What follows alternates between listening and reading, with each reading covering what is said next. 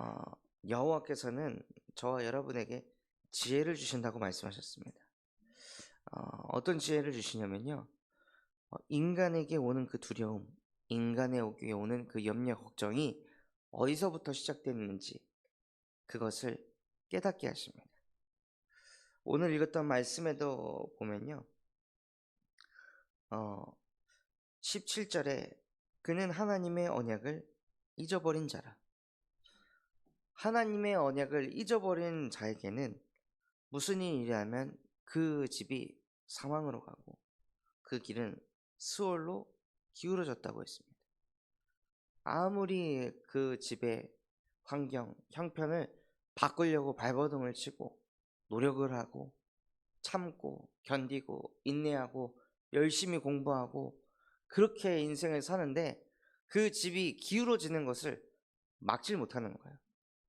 끊임없이 가정에 문제가 오고 가문에 어려움이 오고 질병이, 가난이, 자녀 문제가 끊이지 않게 벌어지는 이유는요, 한 가지 이유라고 성경에선 말하고 있습니다.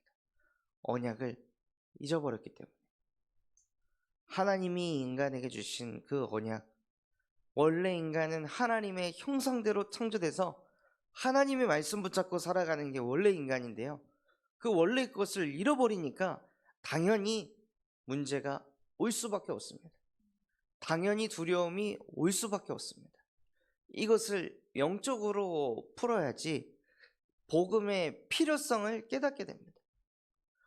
이것을 영적으로 풀지 않고 자꾸 현실로 상황을 가지고 이런 현실 때문에 두렵고 이런 상황 때문에 두렵고 이런 문제 때문에 어렵고 라고 계속 이 생각을 하면요, 이 구원에 대한 필요성을 깨닫지 못합니다.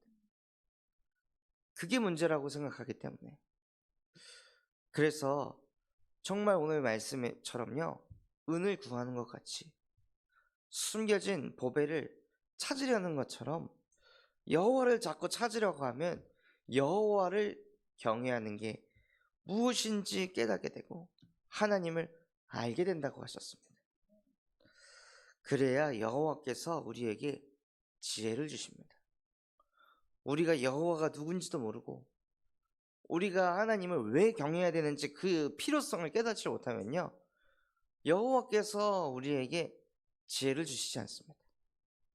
저도 어렸을 때 지혜 달라고 맨날 밥 먹을 때 그렇게 기도했는데 지혜가 안 생기더라고요.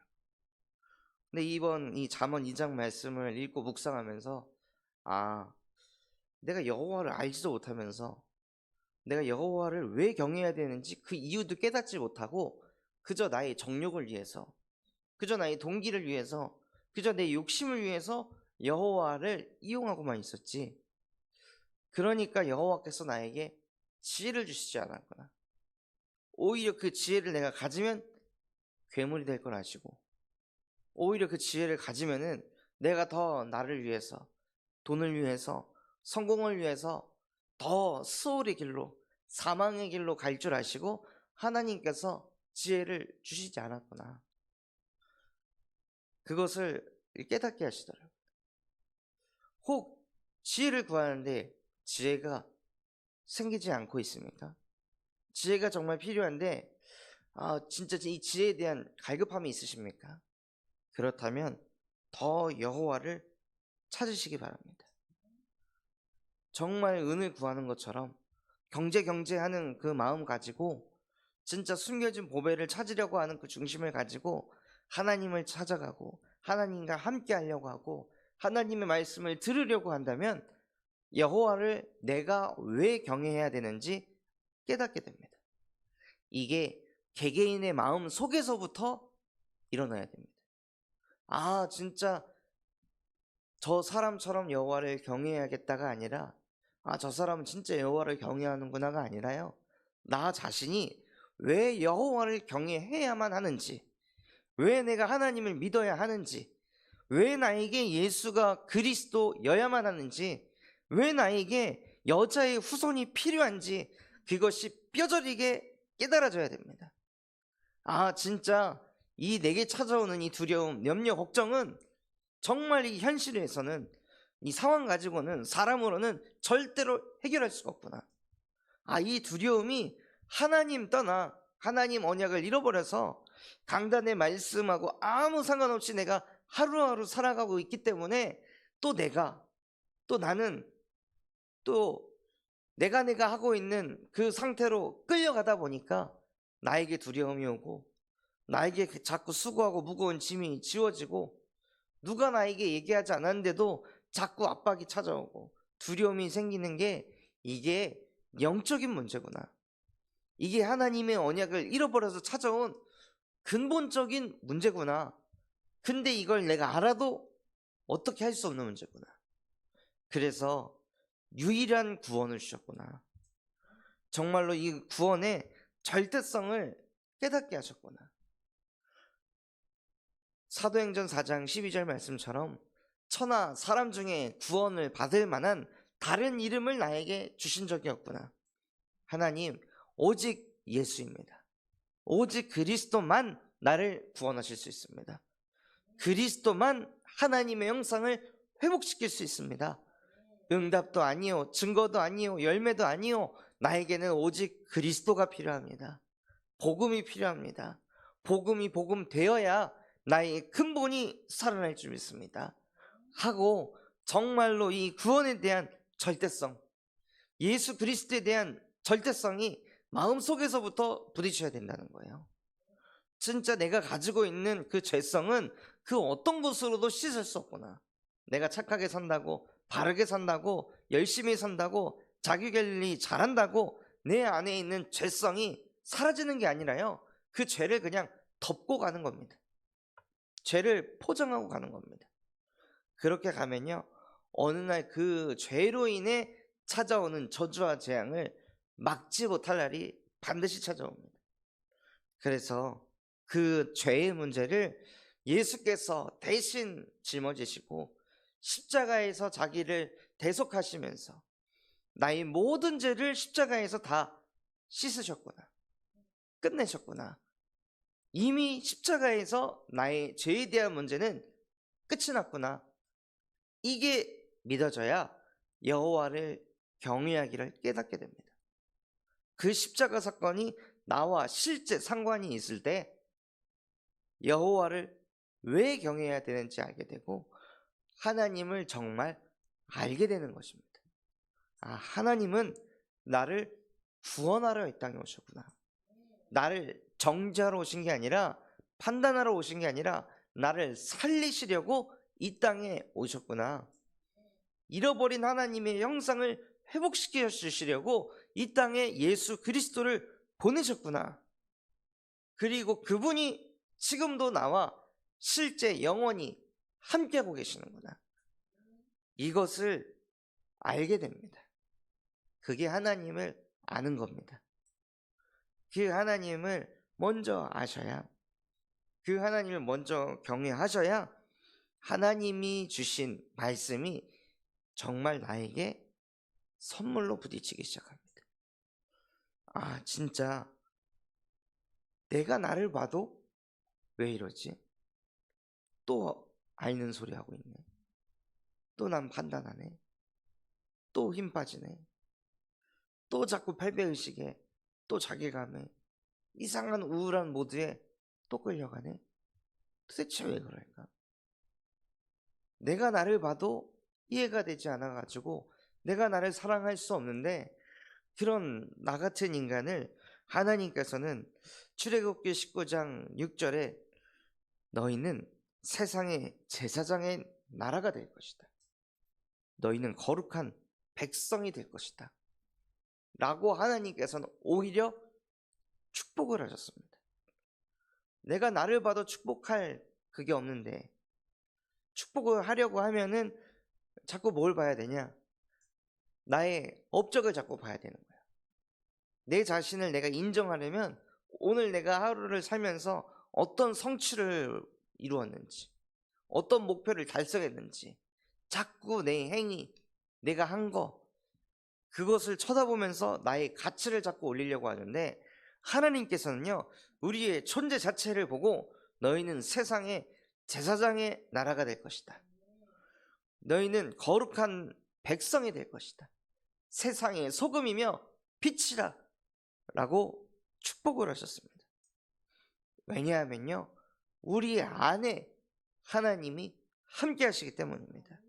눈에 보이지 않는 성삼위 하나님이 우리와 함께 하시니까 너희는 택하신 족속이요, 왕같은 제사장이요, 거룩한 나라요, 그의 소유가 된 백성이니 그를 어두운 가운데서 이끌어내셨다고 하셨습니다. 더 이상 어둠에 허우적거릴 존재 아니라, 가정이, 가문이 수월로 사망의 길로 무너지는 것이 아니라 그 속에서 우리를 건져내셨다는 거예요. 완전히 그 속에서 해방시키셔서 아름다운 덕을 선포하는 전도자로 부르셨습니다. 그게 우리의 마음속에, 심령 속에 담겨지는 은혜가 있었으면 좋겠습니다. 그래서 내 아들아, 네가 만일 내 말을 받으며 나의 계명을 내게 간직하며, 하나님께서 우리를 그렇게 생각하고 계시는데, 이것을 그냥 흘려듣는 것이 아니라 내까짓 게 무슨 택함받은 족속이고, 내까짓 게 무슨 거룩한 나라고, 왕같은 제사장이고, 나도 지금 안 되는데 무슨 아름다운 덕을 선포해. 그것 자체가 하나님을 모르는 겁니다. 하나님을 알지 못하는 겁니다. 하나님께서는요, 완전히 가난 속에 있었던, 진짜 무기력, 무능력 속에 있었던 베드로를 내가 너를 사람 낚는 어부가 되게 할 것이다. 베드로야, 사람 낚는 어부가 되라라고 하지 않았습니다. 내가 너를 사람 낚는 어부가 되게 할 것이다. 그게 하나님을 아는 겁니다. 내가 전도자가 되는 게 아니라요, 내가 막 사모를 열심히 가지고 전도자가 돼야겠다가 아니라 하나님이 나를 전도자로 쓰신다는 겁니다. 그게 마음속에 믿어지고 간직될 때 하나님의 말씀이 살아 역사하기 시작합니다. 그래서 진짜 아무것도 아닌 그 베드로가요, 말씀하신 그대로 하나님이 베드로야, 내가 너를 사람 낚는 어부가 되게 할 것이다 약속하시고, 진짜 자기 인생조차도 어떻게 할지 못했던 그 베드로가 성전 미문에 앉아있던 그 안진뱅이에게, 언제부터 걷지 못했는지 알 수 없었던 그 안진뱅이에게, 아무도 그 안진뱅이에게 답을 주지 못했는데 하나님이 베드로와 함께 하시니까 베드로가 그 안진뱅이를 보고, 내게 은과 금은 없지만, 네가 은과 금을 바라지만 사실은 너의 문제는 하나님 떠나 찾아온 그 질병의 문제 아니냐. 그 문제는 네가 억만금을 가져도 해결할 수 없는 문제. 그래서 내게 있는 것을 너에게 주노니. 베드로가 말했던 내게 있는 것, 그것이 무엇이었을까요? 베드로도요, 은을 찾으면서 인생 살았습니다. 어부 일을 하면서 날이 새도록 그물을 던져가지고 물고기를 잡아서 경제 문제 해결하는 거, 경제 때문에 내 인생이 이렇게 꼬였구나라고 평생을 그렇게 생각하고 있었는데, 그리스도를 만나고 나서 내 문제 경제 문제 아니었구나, 경제가 문제가 아니었구나, 경제를 문제라고 생각할 수밖에 없었던 내 영적 상태가 진짜 문제였구나. 맨날 경제 문제, 경제 문제, 경제 문제. 경제 문제가 있을 수도 있는데 마치 경제가 풀릴 때 모든 문제가 끝나는 것처럼 착각하고 있었던 나의 영적 상태, 나의 이 근본이 진짜 문제였구나. 그래서 그리스도를 만나고 보니 베드로가 자신의 문제는 하나님의 형상을 잃어버린 근본 문제라는 것을 깨달았습니다. 그러니 안진뱅이를 보고 무엇을 얘기하냐? 내게 있는 것을 너에게 주노니. 그 내게 있는 것은요, 경제 문제가 아닌 나의 근본을 살린 예수 그리스도의 복음, 하나님을 알지도 깨닫지도 못했던 내 영혼 속에 예수가 그리스도가 되니까 정말 하나님이 누구인지, 무엇을 하셨는지, 그분이 지금도 나와 함께 하신다는 게 믿어졌기 때문에 그 복음, 그래서 내게 있는 것을 너에게 주노니 나사렛 예수 그리스도의 이름으로 일어나 걸어라 하니까 그 즉시 끝났습니다. 예수 그리스도의 이름이 베드로에겐 그런 이름이었던 거예요. 어떤 문제도 예수가 그리스도 되면 끝이다. 안진뱅이를 보고 태어나서부터 지금까지 각인 뿌리 체질된 게 안진뱅이였더라도, 걷지 못하는 거였더라도 예수는 그리스도다. 모든 문제 해결자다. 그분이 당신에게 그리스도로 역사하시면 끝이다. 정말 베드로는요, 이 구원에 대한 필요성, 절대성, 실제성이 실제 개인화된 사람이었습니다. 누가 그렇게 만들었습니까? 하나님이 베드로와 함께 하셨어요. 그렇게 되니까요, 정말로 하나님께서 그 현장에 치유의 역사를 일으키셨습니다. 그것을 보면서 베드로가 마음속에 뭐가 왔겠습니까? 나는 정말 택함받은 사람이구나. 왕같은 제사장이구나.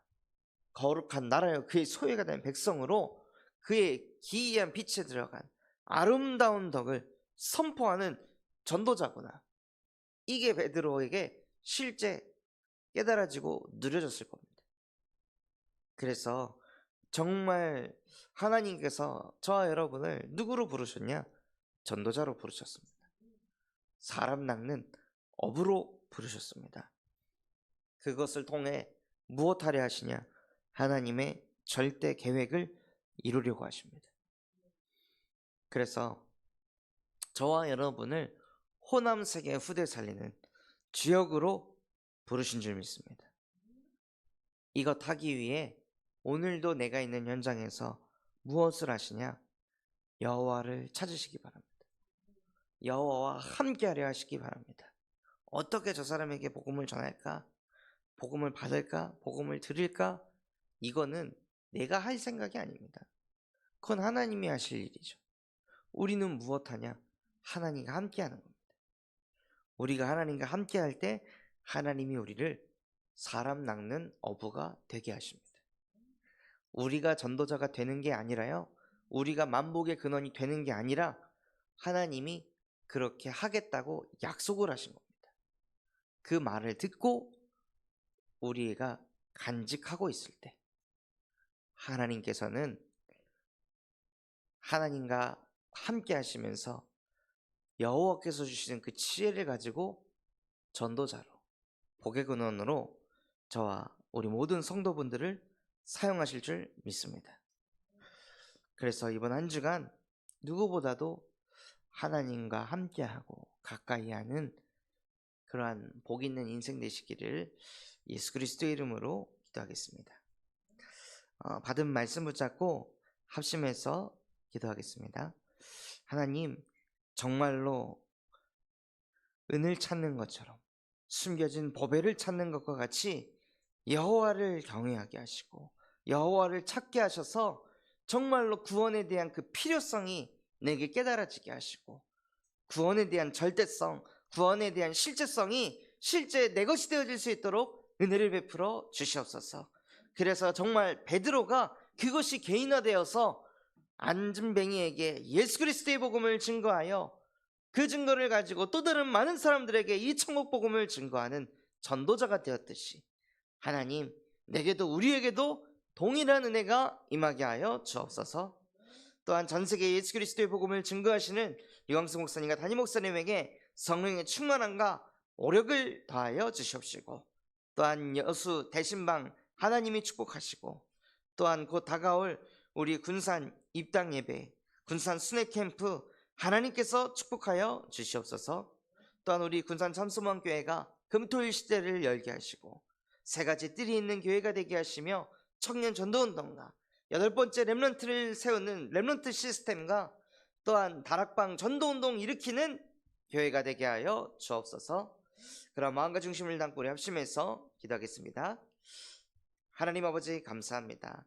오늘 우리에게 말씀 주신 것과 같이 정말로 하나님의 말씀을 듣고 그것을 내 마음에 간직할 수 있도록 더욱더 여호와를 찾고 여호와와 함께하는 그 시간 회복하고 누리게 하여 주시옵소서. 그래서 정말로 여호와를 경외하는 그 이유를 깨닫게 하시고 하나님이 누구인지 실제 알게 하는 지혜가 임하게 하여 주시옵소서. 그래서 나의 근본을 바꿀 수 있는 것은 오직 예수 그리스도의 복음밖에 없다는 그 구원의 절대성이 깨달아지게 하시고, 구원받은 하나님의 자녀는 보혜사 성령과 영원히 함께하는 그 구원의 실질성을 누릴 수 있도록 은혜를 베풀어 주시옵소서. 그래서 베드로가 누린 그 응답이 베드로의 응답이 아니라 택함받은 족속, 왕같은 제사장으로 하나님께서 우리를 부르셨사오니 동일한 응답이 실제 우리 모든 성도에게도 성취되게 하여 주옵소서.